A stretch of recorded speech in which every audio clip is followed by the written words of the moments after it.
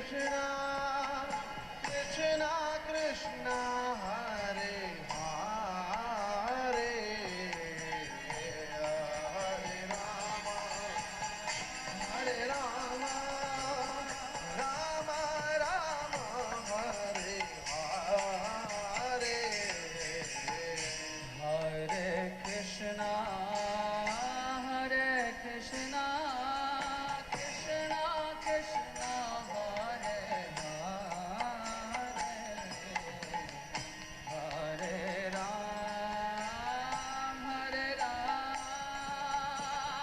Rama Rama, Hare Hare, Hare Krishna, Hare Krishna, Krishna Krishna, Hare Hare, Hare Rama, Hare Rama, Rama Rama, Hare Hare, Hare Krishna, Hare Krishna, Krishna Krishna, Hare Hare, Hare Rama, Hare Rama, Rama Rama, Hare Hare. Hari Bol, please. Hare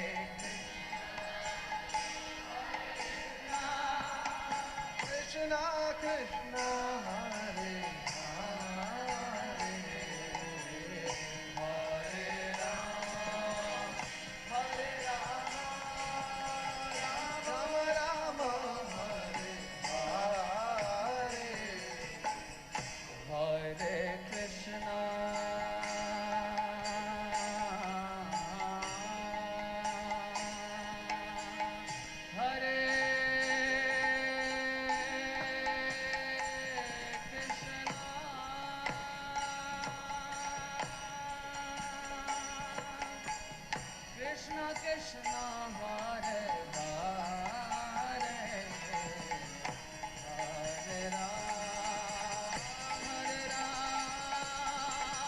Rama Rama, Hare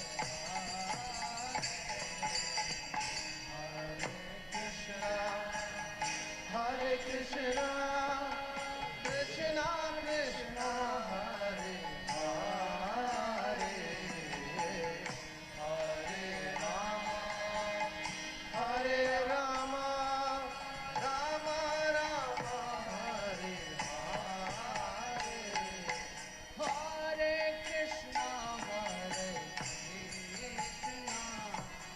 Krishna Krishna, Hare Hare, Hare Rama, Hare Rama, Rama Rama, Hare Hare, Hare Krishna, Hare Krishna, Krishna Krishna, Hare Hare, Hare Rama, Hare Rama,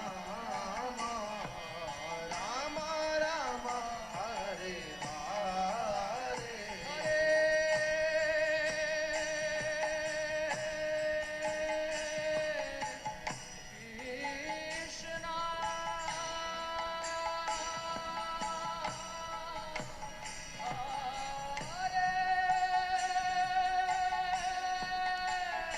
Hare Krishna, Hare Krishna, Krishna Krishna, Hare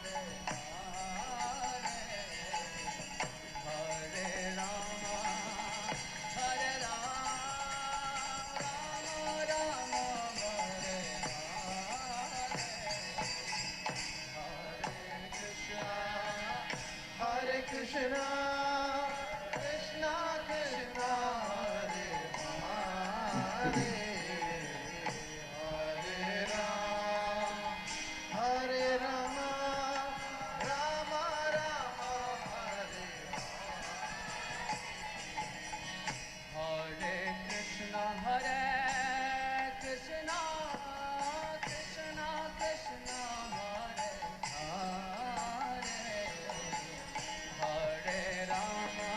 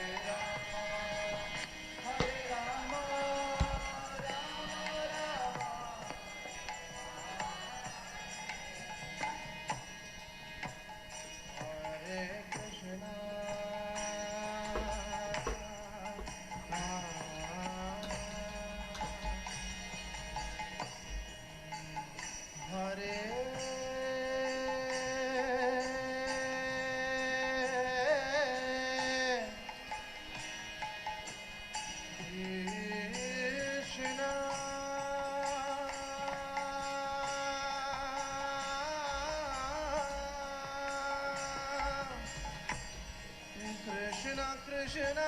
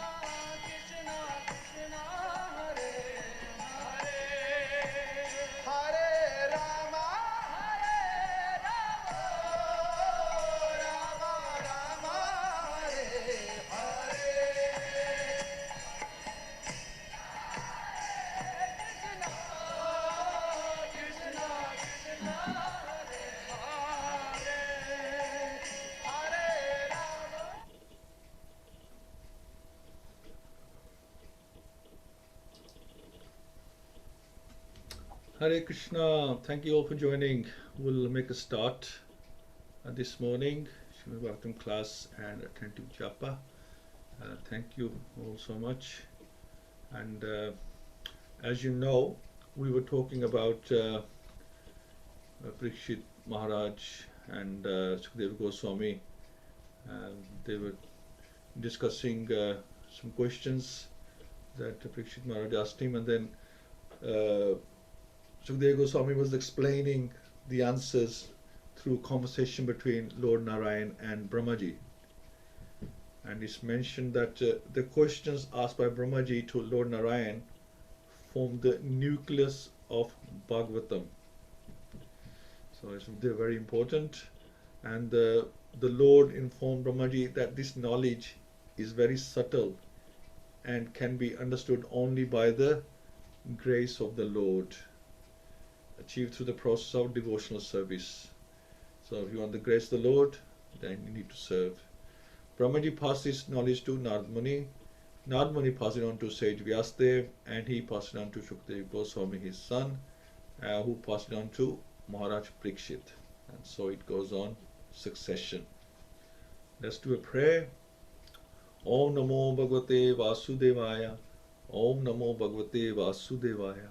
Om Namo Bhagavate Vasudevaya.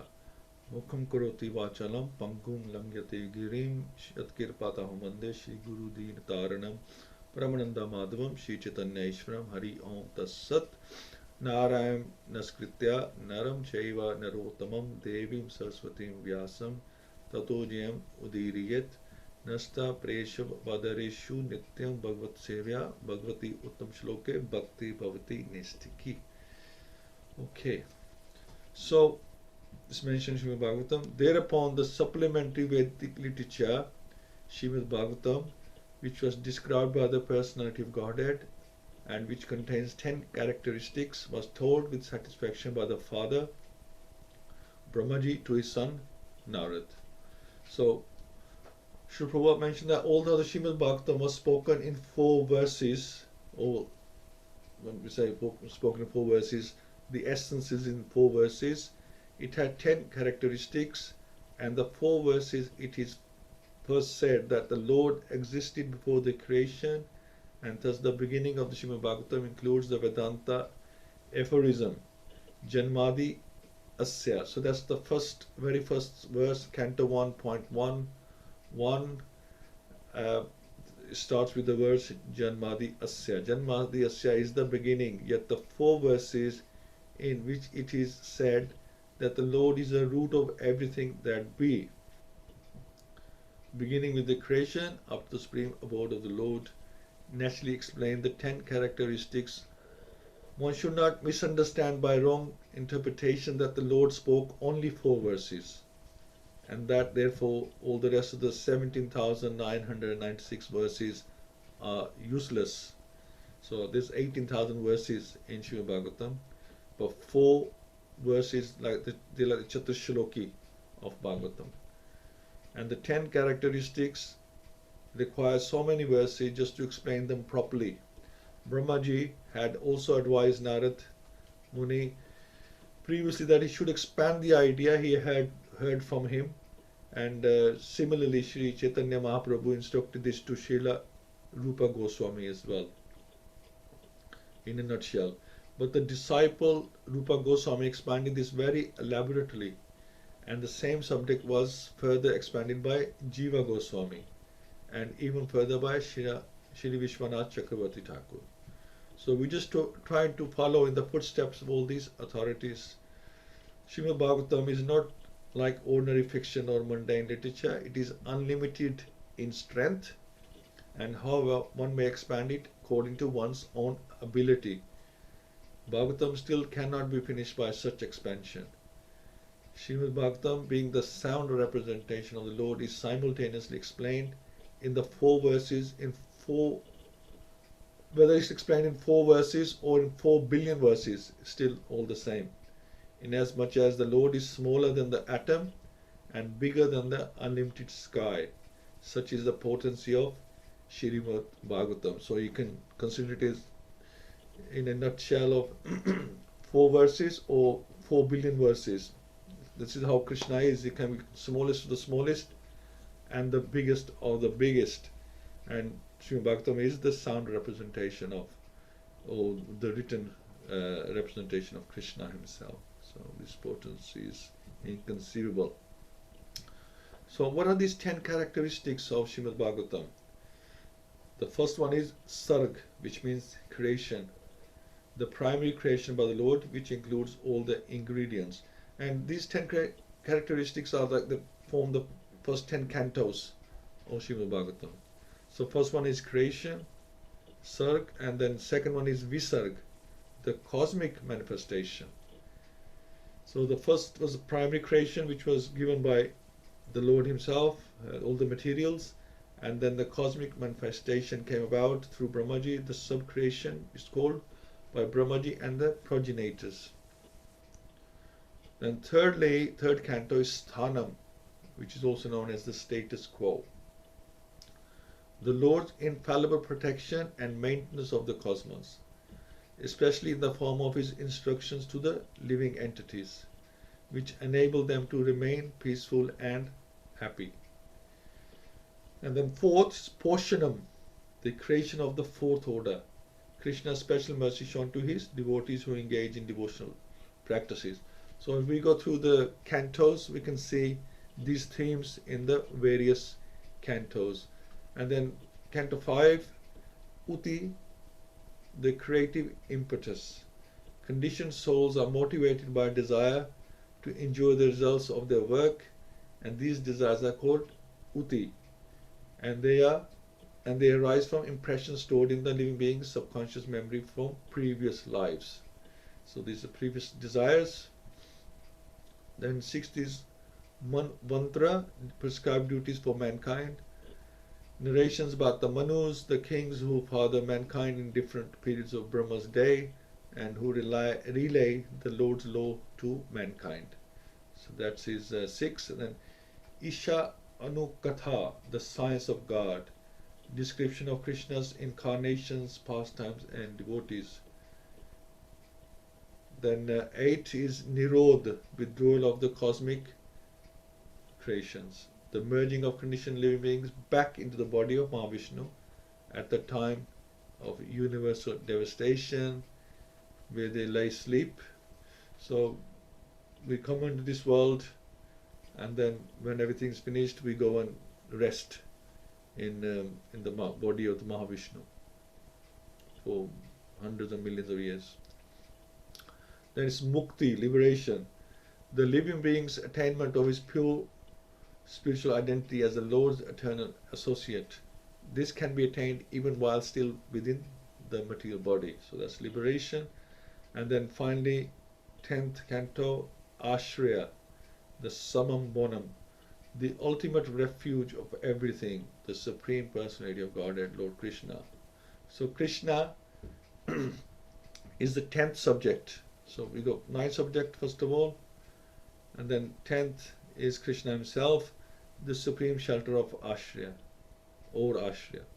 While other 9 subjects described are the sheltered or the Ashrita, so it's about his devotees and about his creations.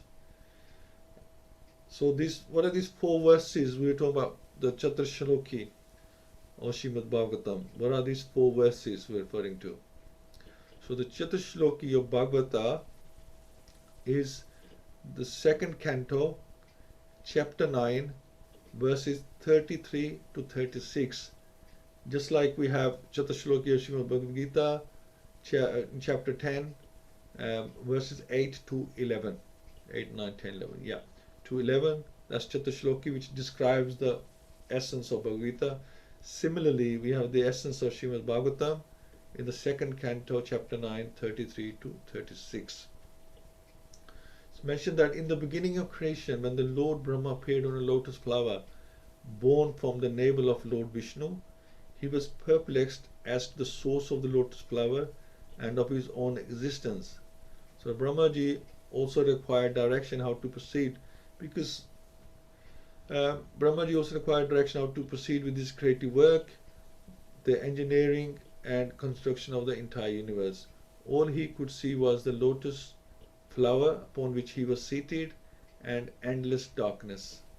At that time, hearing the syllables tapa being vibrated from an unknown source, he executed devotional penance for a long time.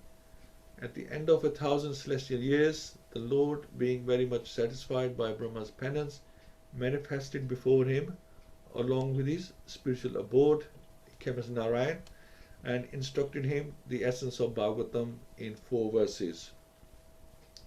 And there's a graphic description of this episode of Brahma's perplexity, penance, and finally seeing the Supreme Lord are found in the 2nd canto, chapter 9, as we mentioned.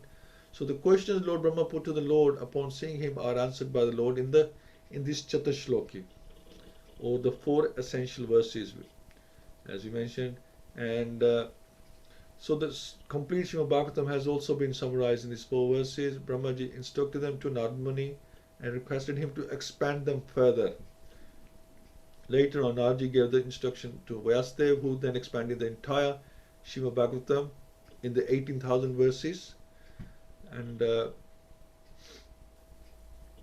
later recited by Shukadeva Goswami. So what are these 4 verses? So verse 33 to 36. Verse 33 is Brahma, it is I, the personality of Godhead. So Lord Narayan is telling Lord Brahma, it is I, the personality of Godhead, who was existing before the creation. And when there was nothing but myself, So nor was there the material nature, the cause of this creation. That which you see now is also I, the personality of Godhead. And after inhalation, what remains will also be I, the personality of Godhead. So his personality Godhead before creation, and his still personality Godhead after creation. Any stage of the cosmic manifestation, its appearance, its sustenance and its growth, its interactions of different energies, its deterioration and its disappearance. And this is 1, 2, 3, 4, 5, 6. That also describes us, how we appear and we disappear in 6 stages, and all has its basic relation with the existence of the personality of Godhead. And there is no other cause of all causes than the Supreme Personality of Godhead, as we have discussed before. One should therefore follow the path of Brahma Sampradaya, or the path from Brahmaji to Narad to Vyasdev, etc., and make it a point in life to realize the Supreme Personality of Godhead, Hari or Lord Krishna. This very confidential instruction to the pure devotees of the Lord was given to Arjun and to Brahma in the beginning of the creation, and the demigods like Brahma, Vishnu, Mahesh, Indra, Chandra and Varun are undoubtedly different forms of the Lord for execution of different functions. The different elemental ingredients of material creation, as well as the multifarious energies, also may be of the same personality of Godhead, but the root of all of them is the Supreme Personality of Godhead. This is what this verse is saying. So one should be attached to the root of everything rather than be bewildered by the branches and leaves. This is the instruction given in this verse. So we don't worship demigods for that reason, because they are like the leaves and the branches of creation of the Lord. We water the roots, we serve the roots, and we worship the roots. Then verse 34, O Brahma, whatever appears to be in any value, if it is without relation to me, has no reality. Know it as my illusory energy, that reflection which appears to be in darkness. So what we don't think is related to Krishna that's just his illusionary energy. Whenever there is forgetfulness of this prime relation with the Lord, and whenever things are accepted as real without being related to the Lord, that conception is called a product of the illusory energy of the Lord, because nothing can exist without the Lord, because he is the source of everything. It should be known that the illusory energy is also an energy of the Lord. The right conclusion of dovetailing everything in relationship with the Lord is called Yogamaya, or the energy of the union. And the wrong conception of detaching thing from its relationship with the Lord is called the Lord's Daivi Maya, or Mahamaya. Both the Mayas also have connections with the Lord, because nothing exists without being related to him. As such, the wrong conception of detaching relationships from the Lord is not false, but illusory. So illusory means something that is temporary. So there's eternal, permanent things, and there's the temporary things that we consider as permanent, but they're only illusory. And the next one is, O Brahma, please know that the universal elements enter into the cosmos and at the same time don't enter into the cosmos. Similarly, I myself also exist within everything created, and at the same time I am outside everything. So it just sounds like a contradiction, but it's explained by Srila Prabhupada what Lord Narayan is saying, that although he is present in every atom, the Supreme Personality of Godhead may not be visible to the dry speculators. Still, the mystery is unfolded before the eyes of the pure devotees, because their eyes are anointed with the love of God. And this love of Godhead, can be attained only by the practice of transcendental loving service of the Lord, and nothing else. So the vision of the devotee is not ordinary, it is purified by the process of devotional service. In other words, as the universal elements are both within and without, similarly the Lord's name, form, quality, pastime, entourage, etc., as they are described in the revealed scriptures or as performed in the Vaikuntha Lokas, far, far beyond the material cosmic manifestation, are factually being televised in the heart of the devotee. The man with a poor fund of knowledge cannot understand. Although by material science one can see things far away by means of television, actually the spiritually developed person is able to have the television of the kingdom of God always reflected within his heart. So it's inside us. So God is within and is outside in every atom as well. That is the mystery of knowledge of the personality Godhead. So he's inside us and he can be at the same time outside as well. God is not bound by space or time. He can be anywhere and everywhere. And then finally in the Chatashloki, a person who is searching after the Supreme Personality Godhead or the Supreme Personality Absolute Truth, the Personality of Godhead, must certainly search for it up to this, in all circumstances, in all space and time, and both directly and indirectly. So the final conclusion therefore is that the glories of the Lord must be always and everywhere proclaimed, because God is everywhere. One should hear about His glories, one should chant about His glories, and one should always remember His glories, because that is the highest perfection stage of life. As far as fruitive work is concerned, it is limited to an enjoyable body. As far as yoga is concerned, it is limited to the acquirement of mystic power.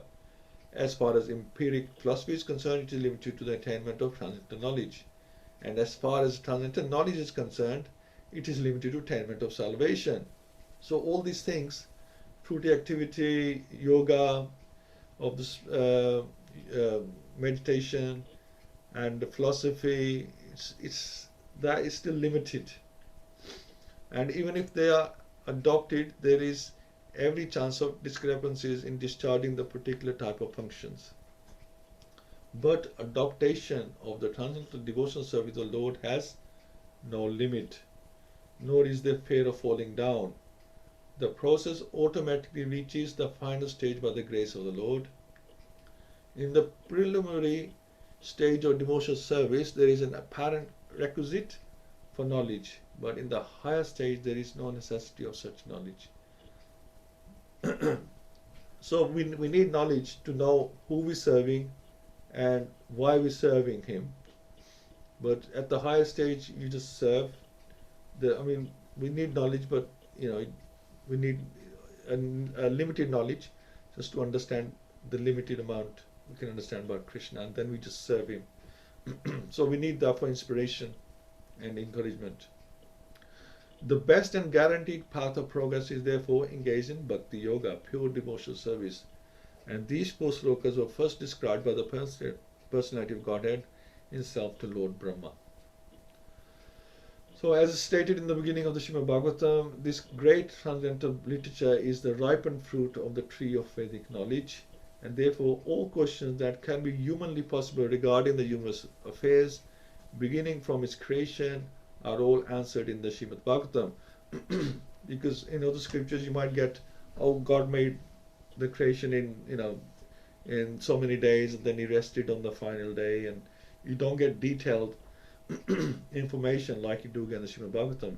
It can answer all your questions. You just have to find the answer.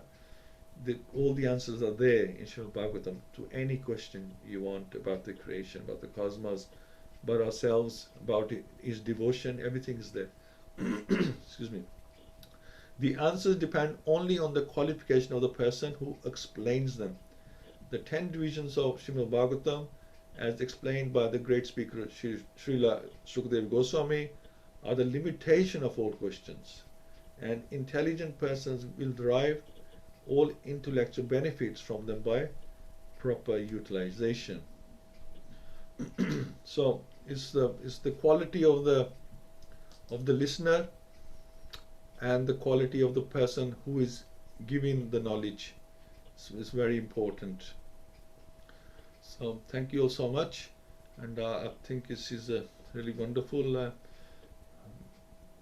Chatashloki of Srimad Bhagavatam, and the 10 topics of Srimad Bhagavatam, and how they come in sequence to the 10th topic of Shri Krishna Himself. A lot of people just want to jump on straight onto the 10th canto and read about Krishna himself and his pastimes with the gopis, and then they end up misunderstanding what happened there, what's going on. Is Krishna so lusty?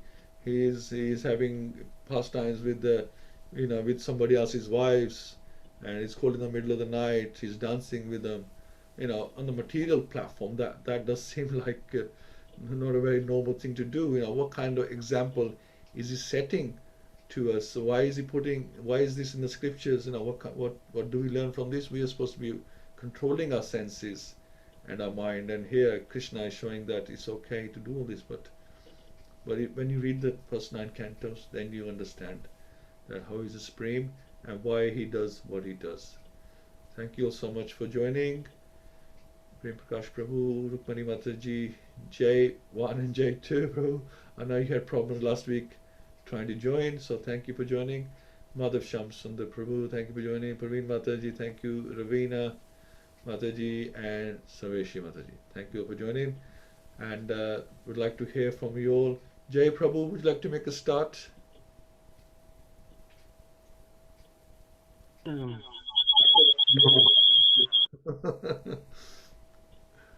Krishna Prabhu. Prabhu, can you unmute? Yeah, Thank you. because I couldn't get in through the phone again this morning, but I eventually got through anyway. So I'm on the laptop. Yeah. So I missed last week, and I think Srimad Bhagavatam. Are you getting any echo? Sorry, Prabhu? Are you getting any echo or anything? It's fine, we can hear you fine. Okay, yeah. Yes, Srimad Bhagavatam, as we know, is a sound incarnation of Krishna, and so those who hear Srimad Bhagavatam regularly and take it seriously will have Krishna manifested in the heart within a short time. Yeah. So it's the 10 divisions to the Srimad Bhagavatam. I'm just mentioning creation of the universe, science of God, liberation, and summum bonum, which I think is a Latin phrase. I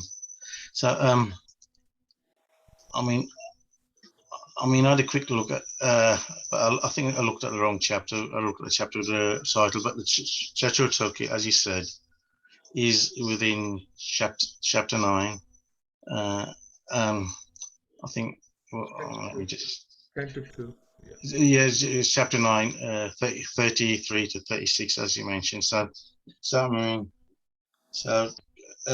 Supreme is the Supreme Lord that existed before the creation and also existed after creation. I mean, the creation that Brahma is secondary. It's after already, it's already been initiated by the Supreme Lord.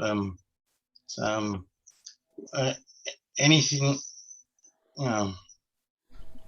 anything without Krishna, is not of any real value. So, even if you do, I don't know, auspicious, price acts like charity, whatnot. If it's done without Krishna, I'm not sure if it's of any value. So, 35. Please not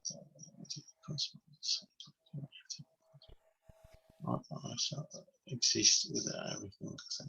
Yes. To love, love Krishna, you must. It's only possible by providing loving devotional service, and we must, glorify Krishna wherever and everywhere. Because I read the wrong chapter. I think I'll leave it there. Thank you. That's fine, Prabhu. Thank you so much. It is a complicated chapter as well, so that's okay. I'm trying to understand it myself at the moment. So thank you so much, and we learn from each other. And Ravina Mataji would like to say something. Hare Krishna. Okay, that's fine. Okay to hear as well. Okay, if you like to say anything, okay, that's fine. Thank you. Okay. All right. Thank you so much. Thank you for joining. And then we have Rukmini Mataji. Hare Krishna, Prabhuji. Hare Krishna Mataji. It's very interesting class. The Chatushloki we learned. They are the important shloka. Is it? Yeah, this is the essence of Srimad Bhagavatam. It's just like in Bhagavad-Gita, you got 10.8 and 10.11. It's called Chatushloki, which covers the everything. But all the information is there in the 4 verses, but how we can expand them. Srila Vyasadeva, he expanded them. How we can expand it to so we can understand those 4 verses, because we can't understand those 4 verses. Somebody has to explain. So the explanations are within the other shlokas, isn't it? Mm-hmm. Very, very interesting, Prabhuji. Yeah. I mean, it's We- 18,000 verses. It could be 18 billion verses or 4 billion verses, uh, whatever it takes to explain that information. It depends on the person who's doing. But Vyasadeva knows that we can only manage to, it takes us a few years just to read those 18,000 verses. If there's any more, we would be more reluctant to read it. It's like the Vedas, they're so intense, and so many books of the Vedas that we cannot, in this lifetime, finish. So we need something that's practical for this lifetime, for our amount of time we have, or with other things we do, and also with the age. We are limited to age. We don't live for thousands of years, so everything is compressed into the 18,000 verses, which we can manage. In fact, we should read Srimad Bhagavatam many times in a lifetime. Thank you, Mataji. Thank you, Prabhuji. We have to take so many births to understand this. So many births. Even then, we won't finish, because it's universal. So it's a very, very difficult, but just chant Hare Krishna and be happy. Prabhuji, thank you so much. Thank you, Mataji. Okay. Yeah. Parveen Mataji? Hare. Hare Krishna Prabhuji, Danvat Pranam to everyone. Thank you for the lovely class. Yes, Srimad Bhagavatam is the ripened fruit and is the essence of all the knowledge. And like you said, devotional service is only the way to get to the perfection of life. So we can't get there by meditation or monastic philosophy or any other ways. The only shloka again that comes to my mind is Anya Abhilashita Shunyam Gyan Karmadhyanavitam Anukulen Krishna Anushilanam Bhakti Uttama. So to achieve the first class devotional service, we have to be free from all the material desires. And we have to follow the 4 regulative principles and the knowledge of the philosophy of the Mayavadis. We have to be free from the fruitive activities, and we have to only be engaged in the activities that are very dear to Krishna. And like you said in one of the classes, we don't have to be desireless, but the desire should be only to serve Krishna. Yeah. Yeah. Hare Krishna Prabhuji. Thank you. Thank you. Yes, this is our duty. We convert with Krishna's blessings. Krishna can convert matter to spirit. This thing. So we should be doing similar activities. We should be converting all matter into spirit, all matter, material desires into spiritual desires, and everything material can be used in Krishna's service and becomes spiritualized. Any gadgets that we use, and we're using them, we're using this computer now in Krishna's service, becomes spiritualized. We use the flowers, we offer the flowers, they become spiritualized. Everything, we can spiritualize everything in Krishna's service. And that is the aim for us to, because we are spiritual ourselves. We don't really need material items for material use. We need material items for spiritual use, spiritualize them. That is the way, and that is our sadhana, because in the spiritual world everything is spiritual. and that is our real home. Thank you so much, Mataji. Okay, Saveshi Mataji. Hare Krishna. Hare Krishna Mataji. Sri Ved-Vyas wrote 18 Puranas, and Srimad Bhagavatam was the last and top of all the Puranas.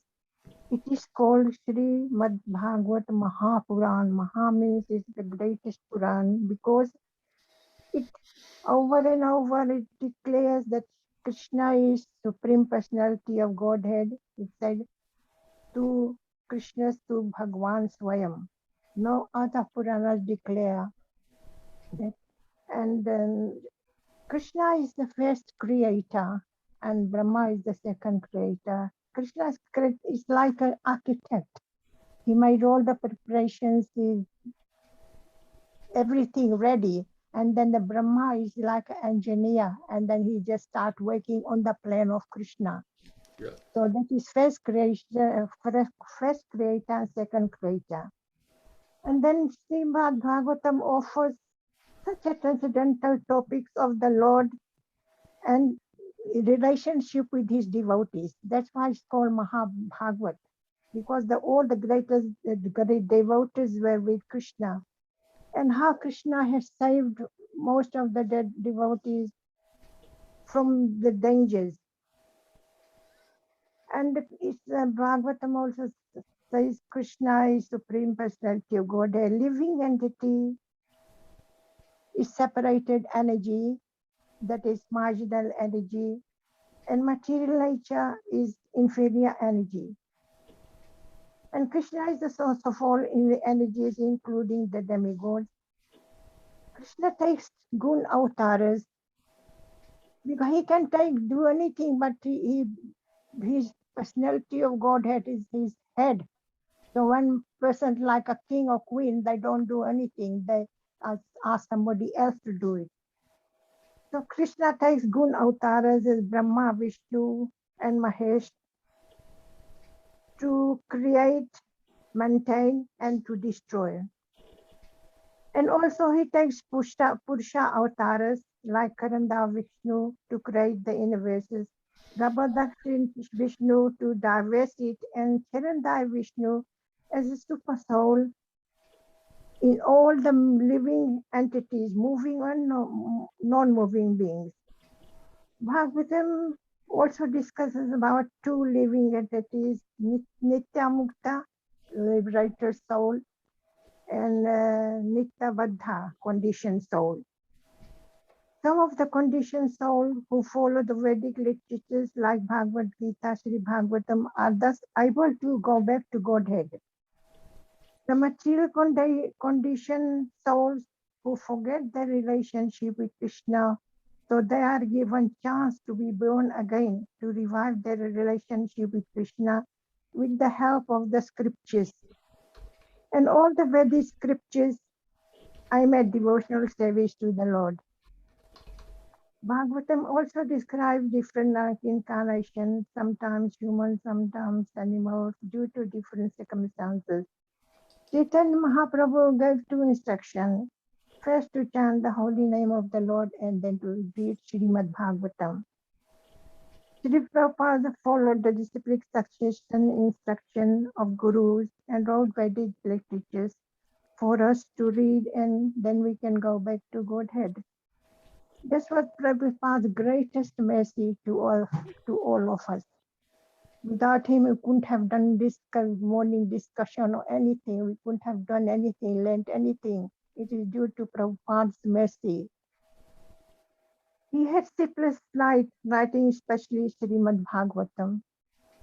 So we must appreciate Prabhupada's labor, everything, and try to read Sri Bhagavatam every day. And then we can get attachment to Krishna. And then we get attachment with Krishna, then we love Krishna. And then we can, well, it's up to Krishna whether we don't know whether we're going back to our Godhead or not. But at least we got a hope. So that's all. Thank you. Thank you so much, Mataji. Wonderful insight and information. Yeah, Prabhupada, with the mercy of Krishna, he really expanded time, and in these last 10, 11 years, he did so much. He managed to achieve so much. It's like that is also inconceivable that any person, because 10, 11 years is not a very long time. Uh, just like some things you've done 10, 11 years ago, it just seemed like yesterday. It doesn't seem like that long ago. Memory is very fresh about some of the events or conversations you had. And within that small span of time, he wrote so many books, met so many temples, met so many devotees, went around the world so many times. It's amazing how can somebody at that age, it's a retirement age, it's well above retirement age, how somebody can achieve so much and inspire people so much is really, that is also inconceivable to us, and that is it's like Krishna himself, only he can do this within Prabhupada. So, and in fact, as Mataji mentioned, Krishna, he goes into so much trouble just because we Krishna goes into so much trouble for the rebels we are. If our children are rebels, we discard them. We don't want to talk to them because they are rebellious, and we say, look, grow up, behave yourself, then come back to me. But Krishna, we are rebellious to him, but he makes this, he designs this world for us. He gets all the ingredients, gets Brahmaji, the engineer, to design this world, material world for us, which is material creation, which is 1/4 of his spiritual creation. And he designs for this, and here's the playground. Come on, have your fun, fulfill your desires, and then you can come back. And he has, as Mataji mentioned, he has 6 types of avatars as well, who come and as Pusha avatar, Leela avatar, Guna avatar. He does so many things. He has to go into so much trouble for us. He doesn't have to, but he does. And we should really appreciate. We should have the gratitude for Krishna, that he does so much for us. It's just unbelievable that for his rebellious children he would go into so much trouble, and yet he does, and it's quite humbling when we start thinking about it. This is the whole idea of reading Srimad Bhagavatam, that we realize how much Krishna is doing for us. And most time we'll say, oh God, he doesn't do anything. Well, he's forgotten us, he doesn't care for us, does he even exist? Most people have this attitude that he doesn't care for us, he doesn't do anything for us. But when you think about it, this how so much he does for us on a very big scale, on a very big level. So thank you so much. Prem Prakash Prabhu.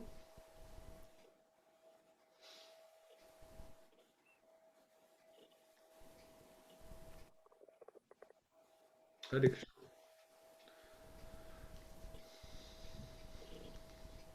You have to unmute, Prabhu? Yes, Prabhuji. Hare Krishna. Sorry, Prabhuji. I don't know what's happening. It's Ishani soon. Hare Bol. Dharma Pranam.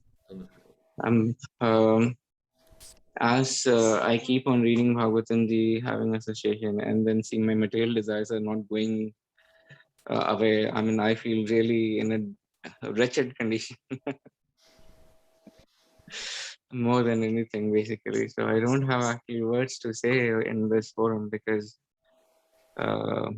it's beyond perception. I mean, how the things are going on, how Krishna is instructing, and then the things are flowing to us basically in such a nectarian way. Srila Prabhupada, it's mercy of devotees and Srila Prabhupada, Guru Maharaj and devotees, that I'm still having such association. Otherwise, I wouldn't be having any such association. So I would like to thank you, everyone, and request you to pray so that I keep on having more association like this. That's what I have for today, Prabhuji. And I just hope that Krishna is merciful, that the way he has explained to Brahma, he is kind enough to tolerate me and keep on explaining me that how the things should be. Thank you, Prabhuji. Thank you so much. Thank you. Hare Krishna. Thank you. Yeah, I mean, somebody asked Prabhupada that do you have lust? Do you still have lust inside you? And Prabhupada mentioned that yes, I do have lust, but I don't have the time for it. So these things don't necessarily go away. Our material desires don't necessarily go away, but we shouldn't entertain them. And this is different between a devotee and a non-devotee. The non-devotee entertains his desires. I mean, we'll have senses, we'll have a very mischievous mind, we all do, and it plays more tricks when we are on our own. It wants to enjoy, but we should not entertain the mind, and we should not entertain the senses, and we should not make time like that. Our time, if we are going to have time alone, it should be to just concentrate on how we can improve ourselves, how can we improve our sadhana, right? You just relax yourself, because we all need a break, I understand. So you just be for relaxing and understanding our qualities, our weaknesses, how we can improve, and what else can we do for Krishna, how else can we please him.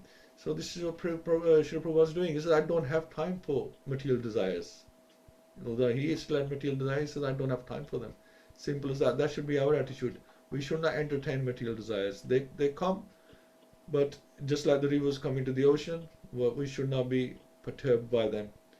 Should be easy. And obviously we all have our different stages. We can't all be the perfect yogis, and that comes in stages. It takes time. Krishna is like the sky, and the birds flying in the sky. Some birds are flying very, very high. The other ones are flying a little lower, and the other ones are flying even lower still. But the sky doesn't care. Sky is not bothered about how high the bird is flying in the sky. So we are like that. Each of us have our different heights. We are in bhakti. We are flying at different heights, but we keep practicing. It's called sadhana, means practice. We keep practicing, and practice makes perfect. But we must have the desire to improve. That is the other thing. The desire to improve should be there. Desire to get rid of our material desires should be there. And I tell you, Krishna helps. He makes arrangements that you just don't have time for those things. He will arrange things like that. The main thing is to serve. If you're serving, and if you think I'm going to take some time off to do this, Krishna will, a phone call will come, or you'll have something that you have to do. That time you're going to make for your material desires shrink slowly. You can't always give them up straight away, but they tend to start shrinking. The amount of time you have for those things starts shrinking, and you look at Krishna and say, Krishna, thank you. I know what you're doing, and I appreciate it. You are shrinking that time, reducing it.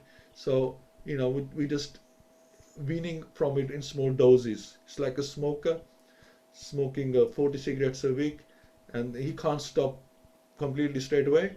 He'll cut down to 35 to 30. Well, actually, I say 40 a week, and the smokers can smoke 60 a day, actually. So, wean them slowly. You reduce your intake. And that's like the material desires. You just reduce your intake slowly, and then we can cope. That way, our senses and mind can cope. If we try to give up too much too early, then they rebel. So we just have to give up slowly. And this is what I try to do. And I think that is the way forward. And we pray to Krishna to help us. Thank you so much, Prabhuji. Thank you, Prabhuji. Haribol. Haribol. Okay, let's do a couple of rounds. Rukmani Mataji, are you ready for the first round? And then Sveshi Mataji will do second round. Yes, Prabhuji. Hare Krishna. Okay. Hare Krishna. Jai Shri Krishna Chaitanya, Prabhu Nityananda, Shri